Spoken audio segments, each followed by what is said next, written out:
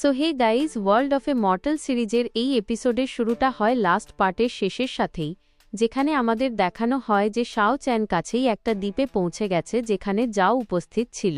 Prince জিওর সেনাপতি একটা চাল চেলেছিল, যার কারণে জাও ও মারা যায় আর শাও চ্যানও মারা যায়, যাতে প্রিন্স জিও আবার নিজের মিশনে মনোযোগ দিতে পারে। এর ঠিক পরের সিনেই আমাদের শাও চ্যানকে দেখানো হয় যে সেখান থেকে বেরিয়ে এসেছিল এবং ওই লোকগুলোর ওপর অ্যাটাক করতে শুরু করে, যেখানে জাও লিঙ্গার শাও চ্যানকে অ্যাটাক করার জন্য পৌঁছে গিয়েছিল। কিন্তু তার ফিজিক্যাল স্ট্রেংথ এতটাই দুর্বল হয়ে গিয়েছিল যে সে ঠিকমতো হাঁটতেও পারছিল না। সে নিজেও বুঝতে পারছিল না যে হঠাৎ করে তার শরীরের কি হলো। তখনই তার কাছে প্রিন্স পৌঁছে যায় আর বলতে থাকে যে প্লিজ আপনি নিজের শরীরকে ইনজার্ট করবেন না, আপনি শুধু দেখুন যে আমি কিভাবে আপনার চোখের সামনে এই লোকটাকে মেরে ফেলি। তাই সে রাগের সাথে দাঁড়িয়ে পড়ে আর নিজের সাথীদের বলে যে আমার রাস্তা থেকে সরে যাও, কারণ এখন এই লড়াই আমার আর শাও চ্যানের মধ্যে হবে, যেখানে চ্যান নিজের স্পিরিচুয়াল রিংস অ্যাক্টিভেট করেছিল, কিন্তু এখন সে ওগুলোকে থামিয়ে দেয়। তখন প্রিন্স জিও বলতে থাকে যে আমি অনেক দিন ধরে তোমাকে খুঁজে বেড়াচ্ছি, কিন্তু আমি কখনো ভাবিনি যে তুমি নিজেই এখানে আমার হাতে মরার জন্য চলে আসবে। কত খারাপ কপাল তোমার। কারণ এখন এখানে প্রিন্স নিজের খুবই বিপজ্জনক টেকনিক ইউজ করতে শুরু করে, আর সেই এই টেকনিকের 8 লেভেল ইউজ করছিল, যার ফলে আমাদের শাও চ্যানের দিকে অনেকগুলো স্ক্রল যেতে দেখা যায়। ওগুলো থেকে বাঁচার জন্য শাও চ্যান রিফ্লেকশনের ইউজ করে আর সবকটা অ্যাটাক ডজ করে দেয়, কিন্তু এই ধরনের টেকনিক শাও চ্যান আজ পর্যন্ত দেখেনি।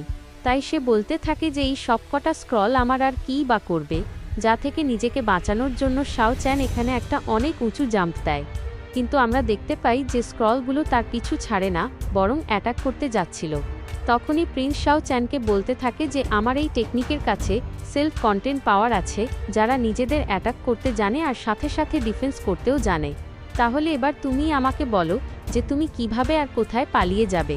ওই স্ক্রলগুলোকে আমরা দেখতে পাই যে ওগুলো একসাথে শাও চ্যানের সাথে ধাক্কা খায়, যার ফলে আমাদের সত্যি এখানে একটা অনেক বড় ধামাকাও দেখানো হয়েছিল, কিন্তু শাও চ্যান যেমন তেমন করে নিজেকে বাঁচিয়ে নিয়েছিল আর সে সেখান থেকে বেরিয়েও আসে।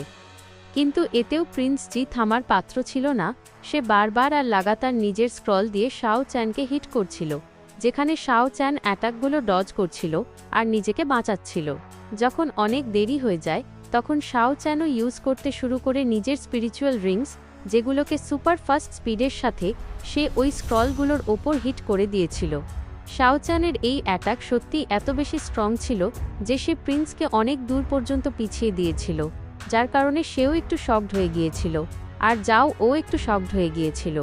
সে রাগের সাথে বলতে থাকে যে এই লোকটাকে আজ যে কোনো হালে তুমি মেরে ফেলো, কারণ আমি একে সবথেকে বেশি ঘৃণা করি।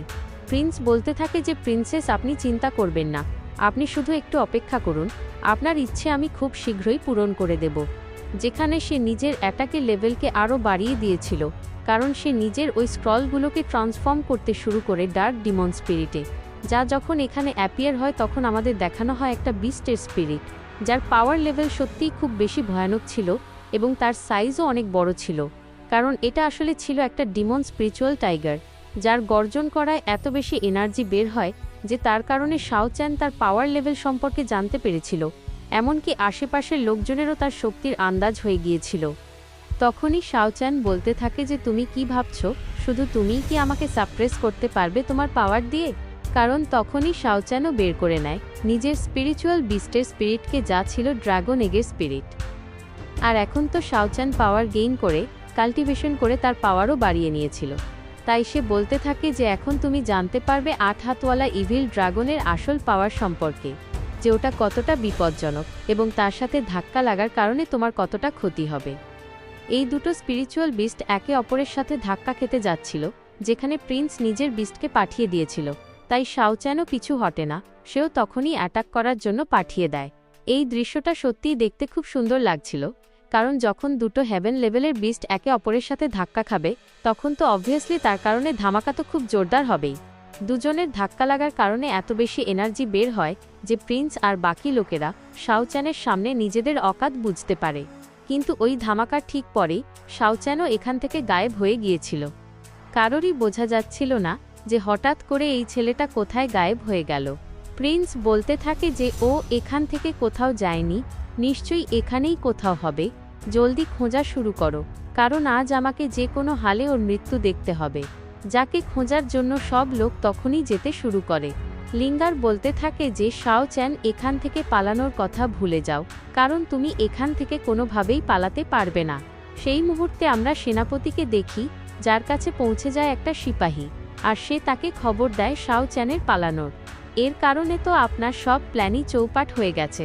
তখন সেনাপতি বলতে থাকে যে মানুষ যতই প্ল্যানিং করুক না কেন, কিন্তু গডের প্ল্যানিংয়ের সামনে কখনো তা টিকতে পারে না। তাছাড়াও এই ড্রাগন আইল্যান্ডের ওপর যে নিয়মকানুন লাগানো হয়েছে, সেই হিসেবে এখন আমি কনশাসনেসের স্টেটে আছি। এই কারণে আমি এত সহজে কোনো অ্যাকশন নিতে পারি না। তাই সে নিজের সিপাহীদের বলে যে এখন তোমাদের ফলো করতে হবে ইয়ং মাস্টারকে, আর মনে রাখবে যেন কোনো ভুল না হয়। যার পরের সিনেই আমাদের জঙ্গলে ঘুরতে দেখা যায় সিপাহীদের, যারা নিজেদের সাথে আলো নিয়ে শাও চ্যানকে খোঁজার চেষ্টা করছিল, কিন্তু তাদের মধ্যে কারোরই আসন্ন বিপদের একটুও আন্দাজ ছিল না। তারা দৌড়ে যাচ্ছিল, রাস্তায় তাদের নজরে পড়ে কারোর পায়ের ছাপ, যার ব্যাপারে সে ইয়ং মাস্টারকে জানায় যে এখানে কারোর পায়ের ছাপ আছে। তা দেখে প্রিন্স আর যাও দুজনেরই বিশ্বাস হয় যে নিশ্চয়ই এটা শাও চ্যানই হবে। তাই সে বলে যে থেমো না, আর স্পিডের সাথে পিছু করতে থাকো। এই লোকগুলো এখান থেকে বেরিয়ে যায়, কিন্তু শাও চ্যান তো ওখানেই লুকিয়েছিল, আর বলে যে আপাতত তো আমি এদের ধোঁকা দিয়ে দিয়েছি।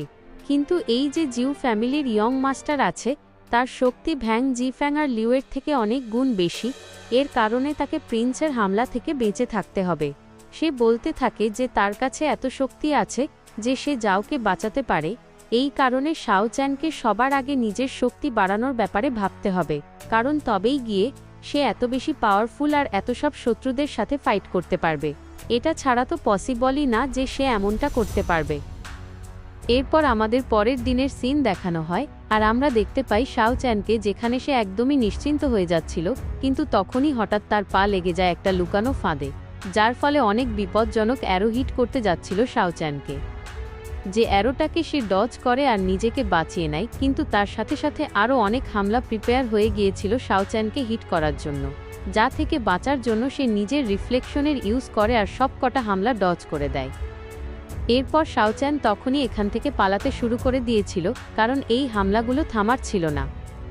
এমন লাগছিল যেন এই ফাঁদ শাও চ্যানের জন্যই পাতা হয়েছিল, কারণ বারবার আর লাগাতার তার ওপর এতগুলো অ্যারো হিট হচ্ছিল। এগুলো যে কোনো নর্মাল লোকের প্রাণ নেওয়ার জন্য যথেষ্ট ছিল, কিন্তু বর্তমানে তো সে নিজেকে বাঁচিয়ে নিয়েছিল। কিন্তু শাও চ্যানের এটা মাথায় আসছিল না যে এখানে এতগুলো ফাঁদ কোথা থেকে এল। সে তো বুঝেই গিয়েছিল যে এই ফাঁদগুলো কাউকে ফাঁসানোর জন্য নয়, বরং সোজা প্রাণ নেওয়ার জন্যই লাগানো হয়েছে। কিন্তু এগুলো এত সহজে দেখা যাচ্ছিল যে এর থেকে যে কেউ বাঁচতে পারে। কিন্তু আসল কথা তো এটাই যে শাও চ্যান এখানেই বোকা বনে গিয়েছিল, কারণ এখন সে যেই এখানে নিজের পা বাড়িয়েছিল, রিয়ালিটিতে সে পড়ে যায় একটা আসল ফাঁদের ভেতর, যা খুবই গভীর ছিল আর বিপজ্জনকও লাগছিল। কারণ শাও চ্যান সেখান থেকে পিছলে নিচে পড়ে যায় আর পৌঁছে যায় একটা গুহার ভেতর, যা দেখতে মিস্টিরিয়াস আর চকচকে ক্রিস্টালে ভরা ছিল। এর ব্যাপারে শাও চ্যানের একটুও আইডিয়া ছিল না যে এই ক্রিস্টালগুলো কী কাজে আসতে পারে, কিন্তু এতটুকু অবশ্যই বলা যায় যে এই জায়গাটা সত্যি খুব বেশি মিস্টিরিয়াস। শাও চ্যান ভাবতে থাকে যে এটা কোনো জায়গা, আর এখানে অবশ্যই বিপদ তো থাকবেই, কারণ আমাদের এখানে দেখা যায় অনেক বড় বড় সাইজের ড্রাগনের মাথা, যেন এমন মনে হচ্ছিল যে এই জায়গাটা কোনো ড্রাগনের ঘর। কিন্তু শত শত বছর আগে ওই ড্রাগনগুলো এখানে মারা গিয়ে থাকবে, যাদের স্কেলেটন আর বোনস দেখে তখনই শাও চ্যান বুঝে যায় যে এগুলো তো ড্রাগনের হাড়। আর সে নিজের সামনে যে ক্রিস্টালগুলো দেখতে পায় সেগুলোর ব্যাপারে বুঝে যায় যে নিশ্চয়ই এগুলোর মধ্যে ভরা আছে ড্রাগনের এনার্জি, কারণ ওগুলো ওখান থেকেই ট্রান্সফর্ম হয়ে ক্রিস্টালে পরিণত হয়েছে। মানে এই যে ক্রিস্টালগুলো আছে ওগুলো ততটাই বেশি প্রেশিয়াস যতটা হয় একটা ড্রাগনের ডিম। এটা বলা যেতে পারে যে এগুলো ড্রাগন এনার্জির জন্য খুব ভালো সোর্স, যা অবশ্যই শাও চ্যানের কাল্টিভেশনে তাকে ইমপ্রুভ করতে খুব বেশি হেল্প করবে। এই কারণে শাও চ্যান যেই এখানে একটা ক্রিস্টালে হাত দিয়েছিল, ওই এনার্জি তাকে ক্ষতি করতে শুরু করেছিল। শাও চ্যান বুঝে যায় যে এই এনার্জিকে এত সহজে রিফাইন করা যাবে না। এই এনার্জি আর ক্রিস্টালকে রিফাইন করার জন্য তাকে খুব বেশি পরিশ্রম করতে হবে, কিন্তু তবুও সে নিজের পুরো শক্তি লাগিয়ে আর সাহস সঞ্চয় করে ফাইনালি ধরেই নেয় একটা ক্রিস্টালকে। এই ক্রিস্টালটাকে ধরাতে আর বাইরের দিকে টানাতে এত বেশি এনার্জি বাইরে বেরোচ্ছিল যে এই দৃশ্য দেখতেও খুব সুন্দর লাগছিল। যেই শাও চ্যান ওই ক্রিস্টালটাকে বাইরে বের করেছিল, তার এনার্জি নিজের আশেপাশ থেকে চারপাশ থেকেই এনার্জিকে অ্যাবজর্ব করতে শুরু করে। এর সাথে সাথে আমরা ওই ক্রিস্টাল থেকে বের হতে থাকা স্পিরিচুয়াল এনার্জিকেও দেখতে পাই। এটা দেখে শাও চ্যান বলছিল যে আমি আগেই ভেবে নিয়েছিলাম এই এনার্জির ব্যাপারে, যা অবশ্যই স্ট্রং এবং হওয়াও উচিত, যা সব এনার্জি এখন যাচ্ছিল শাও চ্যানের বডির ভেতর। কিন্তু ফাইনালি এখন শাও চ্যান সেটাকে কাবু করে নিয়েছিল, যা এখন তাকে ক্ষতিও পৌঁছাচ্ছিল না। শাও চ্যান বলতে থাকে যে কত অদ্ভুত ব্যাপার, আমি আজ পর্যন্ত কখনো এই ধরনের ক্রিস্টাল দেখিনি, কিন্তু যাই হোক না কেন এর কারণে তার বডির ভেতর এনার্জি অনেক বেশি বেড়ে যাবে। ড্রাগনের এসেন্স তার স্ট্রেংথ আর স্পিরিচুয়াল এনার্জি সব কিছুকে বাড়িয়ে দেবে।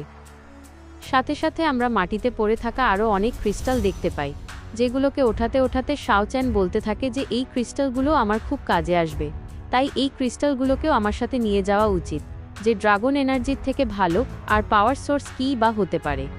এরপর শাও চ্যান ওই ক্রিস্টালকে নিয়েই এখান থেকে এগোতে শুরু করে দিয়েছিল। সে এখান থেকে যাচ্ছিল আর বলতে থাকে যদিও এই ক্রিস্টালের ভেতর একদম পিওর ড্রাগনের এসেন্স নেই, কিন্তু এই ক্রিস্টাল তার সেলফ ডিফেন্সের জন্য একটা খুব ভালো জিনিস হিসাবে প্রমাণিত হবে। কিন্তু যখন শাও চ্যান এখান থেকে বাইরে যাচ্ছিল, ঠিক তখনই তার বাইরের দিক থেকে কারোর আসার আওয়াজ আসতে থাকে, যেন কোনো বিস্ট এখানে আসছে। তাই শাও চ্যান তখনই নিজেকে লুকিয়ে ফেলে, কারণ বিপদ যে কোনো লেভেলের হতে পারে। সেই মোমেন্টে সে ভেতরের দিকে আসতে দেখে কিছু অদ্ভুত বিস্টকে, যেখানে একটা খুবই বিপজ্জনক ফ্লাইং বিস্ট অ্যাটাক করার জন্য আসছিল। এর নেক্সট এপিসোড দেখার জন্য জলদি চ্যানেলটাকে সাবস্ক্রাইব করে দাও।